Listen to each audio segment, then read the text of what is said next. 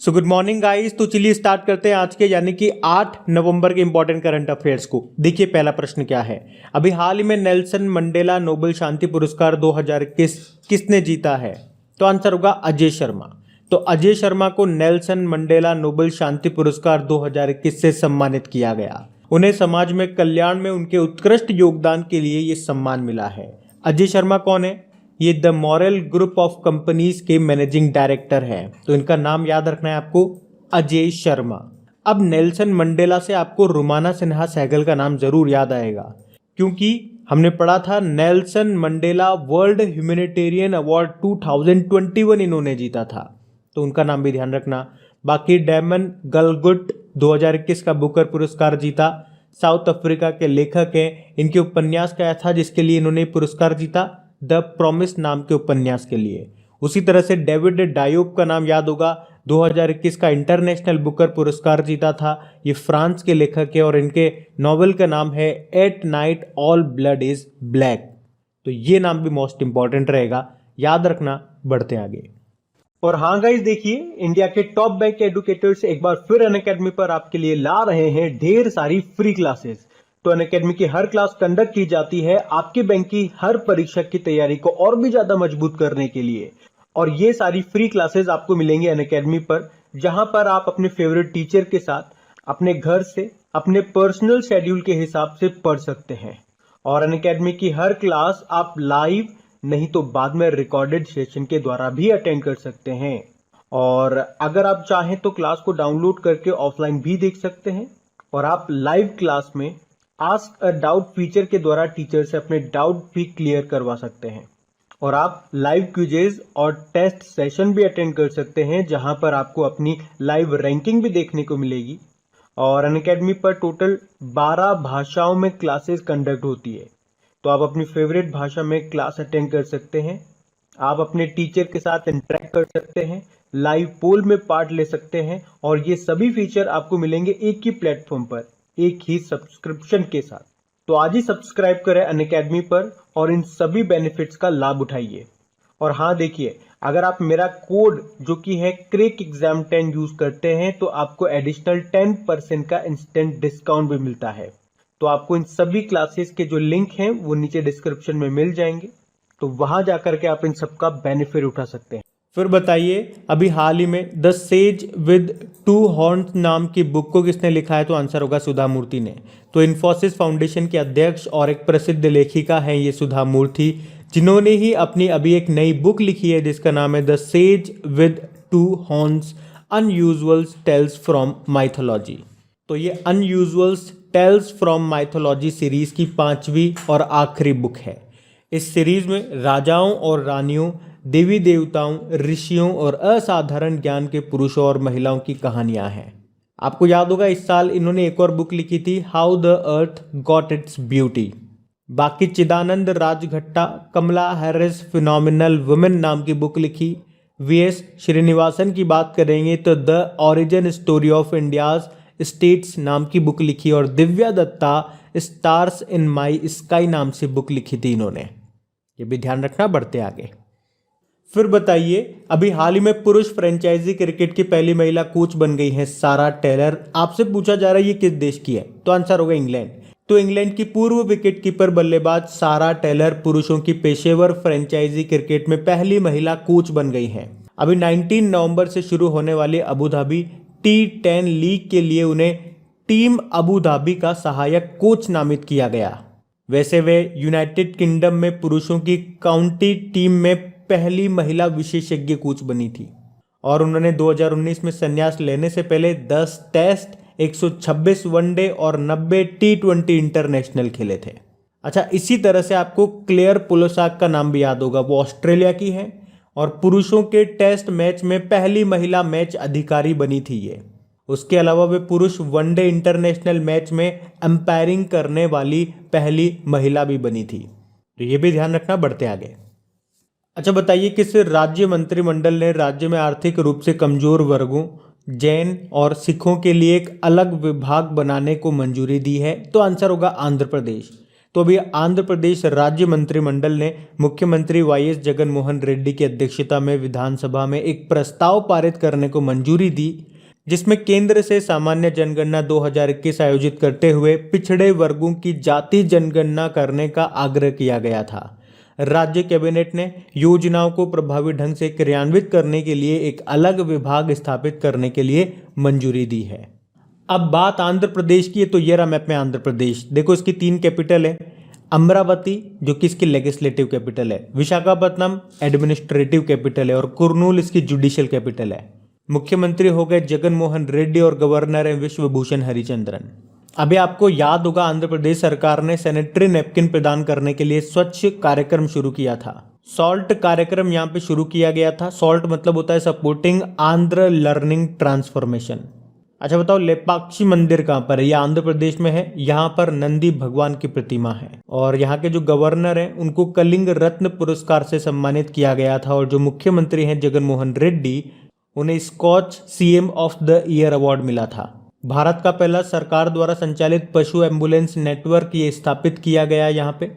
और आंध्र प्रदेश के नेल्लौर के अनंतपुरम जिले को प्रधानमंत्री किसान राष्ट्र पुरस्कार के लिए चुना गया था। बाकी भाषा के आधार पर गठित होने वाला पहला राज्य आपका आंध्र प्रदेश ही है। देश का पहला दिशा पुलिस स्टेशन आंध्र प्रदेश में खुला। भारत का पहला aqua mega food park Andhra Pradesh में है। भारत की पहली फ्रूट ट्रेन या आंध्र प्रदेश से ही रवाना हुई थी। और भारत का पहला ऑनलाइन वेस्ट मैनेजमेंट प्लेटफॉर्म ये भी लॉन्च किया गया था आंध्र प्रदेश में। यहाँ पे एक टाइगर रिजर्व आपको मिलेगा, नागार्जुन सागर श्रीशैलम टाइगर रिजर्व। और इस टाइगर रिजर्व का वो वाला हिस्सा जो कि तेलंगाना में आता है उसे कहते हैं अमराबाद। तो इस तरह से तेलंगाना में आपको 2 टाइगर रिजर्व देखने को मिलेंगे, एक तो कवल और एक ये अमराबाद। ध्यान रखना, ये बढ़ते हैं आगे। फिर बताइए हाल ही में राष्ट्रीय कैंसर जागरूकता दिवस कब मनाया गया? तो आंसर होगा 7 नवंबर को। तो ये दिन इस जानलेवा बीमारी से लड़ने के लिए और शुरुआती कैंसर का पता लगाने की आवश्यकता के बारे में जागरूकता फैलाने के लिए हर साल 7 नवंबर को मनाया जाता है। बाकी आप जानते हो वर्ल्ड कैंसर डे भी हम मनाते हैं 4 फरवरी को, जिसकी इस बार थीम थी I am and I well. Cancer से एक और डे आपको याद आएगा जो 15 फरवरी को मनाया जाता है, इंटरनेशनल चाइल्डहुड कैंसर डे। बाकी अभी हमने 1 नवंबर को मनाया था वर्ल्ड वेगन डे, 2 नवंबर को नेशनल आयुर्वेद डे मनाया जिसकी थीम थी आयुर्वेद फॉर पोषण। अभी 5 नवंबर को विश्व सुनामी जागरूकता दिवस के रूप में मनाया था जिसकी थीम क्या थी? Sendai 7 campaign. पढ़ते आगे। फिर बताइए क्यूएस एशिया यूनिवर्सिटी रैंकिंग 2022 में आईआईटी बॉम्बे इसकी रैंक क्या रही? तो आंसर होगा 42। तो क्यूएस मतलब क्वाक्वेरिली साइमंड्स, तो इसने महाद्वीप के सर्वश्रेष्ठ हाई एजुकेशन इंस्टीट्यूट्स के लिए क्यूएस एशिया यूनिवर्सिटी रैंकिंग 2022 जारी की है, जिसमें सिंगापुर का नेशनल यूनिवर्सिटी लगातार चौथे साल टॉप पर रहा। और इस लिस्ट में भारत के 3 यूनिवर्सिटी हैं, आईआईटी बॉम्बे जो कि 42 नंबर पे है, आईआईटी दिल्ली 45 नंबर पे है और आईआईटी मद्रास 54 नंबर पे। अच्छा बताइए अभी हाल ही में केंद्र सरकार ने किस शहर के हवाई अड्डे को प्रमुख हवाई अड्डा घोषित किया है? तो आंसर होगा श्रीनगर। प्रमुख हवाई अड्डा यानी कि मेजर एयरपोर्ट। तो अभी नागरिक उड्डयन मंत्रालय जिसके मंत्री कौन है? ज्योतिरादित्य सिंधिया। तो अभी इस मंत्रालय ने श्रीनगर के हवाई अड्डे को प्रमुख हवाई अड्डा घोषित किया है।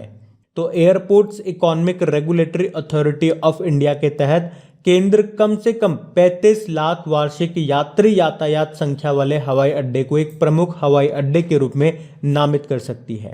हवाई अड्डे से कुछ प्रश्न मैं आपसे पूछता हूं। पहले तो आप ये बताओ, हरियाणा में जो हिसार एयरपोर्ट है उसका नाम बदल के किसके नाम पे किया गया? महाराजा अग्रसेन के नाम पे। बताओ बिरसा मुंडा एयरपोर्ट कहां पर है? रांची में है। और आप जानते हो उड़ीसा में बिरसा मुंडा के नाम पे एक स्टेडियम बन रहा है, भारत का सबसे बड़ा हॉकी स्टेडियम। कहाँ पे? उड़ीसा के राउरकेला में। चलो आप तो ये बताओ गोपीनाथ बारदोलई एयरपोर्ट ये कहाँ पर है? असम के आधुनिक संस्थापक इनको कहा जाता है, तो ये आपको मिलेगा असम में। जयप्रकाश नारायण एयरपोर्ट ये आपको मिलेगा पटना में। वीर सावरकर एयरपोर्ट अंडमान निकोबार में मिलेगा। डॉक्टर भीमराव अंबेडकर एयरपोर्ट नागपुर में मिलेगा। लाल बहादुर शास्त्री एयरपोर्ट आपको वाराणसी में मिलेगा। चौधरी चरण सिंह एयरपोर्ट मिलेगा आपको लखनऊ में। बाकी अभी किस एयरपोर्ट को काउंसिल इंटरनेशनल का रोल ऑफ एक्सीलेंस अवार्ड मिला था? कोचीन कोचीन इंटरनेशनल एयरपोर्ट को। और 2021 sky tracks world airport award ranking में भारत का सर्वश्रेष्ठ एयरपोर्ट कौन सा रहा था? दिल्ली एयरपोर्ट, जो इस लिस्ट में 45 नंबर पे था। और इस लिस्ट में टॉप पे था कतर का हमाद इंटरनेशनल एयरपोर्ट। तो ध्यान रखना, ये पॉइंट्स भी बढ़ते आगे। अच्छा बताइए भी 7 नवंबर 2021 को किसकी 133वीं जयंती मनाई गई? तो आंसर होगा सीवी रमन। तो अभी 7 नवंबर 2021 को सर चंद्रशेखर वेंकट रमन यानी कि सीवी रमन की 133वीं जयंती के रूप में मनाई गई। आप जानते हो 1930 में फिजिक्स के लिए नोबेल पुरस्कार जीतने वाले ये पहले भारतीय थे। और 1954 में उन्हें भारत रत्न से भी सम्मानित किया गया था। भारत का सर्वोच्च नागरिक सम्मान है ये। उन्होंने रमन इफेक्ट की खोज की थी। अच्छा, अगर बात करें 2021 का फिजिक्स का नोबेल पुरस्कार किससे मिला? तो ये 3 जनों को मिला था, शिवकुरो मानाबे, क्लाउस हेसलमैन और जियोर्गियो पारिसी को। बढ़ते हैं आगे। अच्छा बताइए, हाल ही में शिशु संरक्षण दिवस ये कब मनाया गया? तो आंसर होगा 7 नवंबर को ही। तो शिशुओं की सुरक्षा के बारे में लोगों में जागरूकता फैलाने के लिए हर साल 7 नवंबर को शिशु संरक्षण दिवस के रूप में मनाया जाता है। तो 1990 और 2019 के बीच में भारत में शिशु मृत्यु दर काफ़ी ज़्यादा थी। 2020 में यानी कि वर्तमान में शिशु मृत्यु दर प्रति 1000 जीवित जन्मों पर 29.84 मृत्यु है, जो कि 2019 से 3.48% कम है। अच्छा बताइए, नवंबर 2021 में नेल्सन मंडेला नोबेल शांति पुरस्कार के लिए पार्श्व गायन और अभिनय में डॉक्टरेट की मानद उपाधि से किसे सम्मानित किया गया? तो आंसर होगा आदित्य नारायण। तो अभी गायक आदित्य नारायण को नेल्सन मंडेला नोबेल शांति पुरस्कार के लिए पार्श्व गायन और अभिनय में डॉक्टरेट की मानद उपाधि से सम्मानित किया गया। उन्हें डिजिटल शैक्षिक उत्कृष्टता और स्थिरता विकास के लिए सेंट मदर टेरेसा विश्वविद्यालय द्वारा डॉक्टरेट की मानद उपाधि से सम्मानित किया गया। क्या नाम है? आदित्य नारायण। बढ़ते आगे। तो कल के वीडियो में क्या प्रश्न पूछा था? अभी हाल ही में विश्व सुनामी जागरूकता दिवस कब मनाया गया? तो आंसर होगा 5 नवंबर को। आप सभी ने प्रश्न का बिल्कुल सही उत्तर दिया है। तो गाइज, अगर सेशन अच्छा लगा है तो इसे लाइक करके दोस्तों के साथ में शेयर ज़रूर कीजिएगा। और अगर आप में से कोई इस वीडियो को वेरी फर्स्ट टाइम देख रहे हैं तो आपको बता दूं, इन सभी क्वेश्चंस का क्विज बना करके आपकी क्रिक एग्जाम एप्लीकेशन पे अपलोड कर दिया जा चुका है। वहाँ जा करके आप इनकी अच्छे से प्रैक्टिस कर सकते हैं और इसका PDF भी आपको वहीं पे अवेलेबल हो जाएगा। क्रिक एग्जाम एप्लीकेशन का लिंक आपको नीचे डिस्क्रिप्शन में मिल जाएगा। Thank you.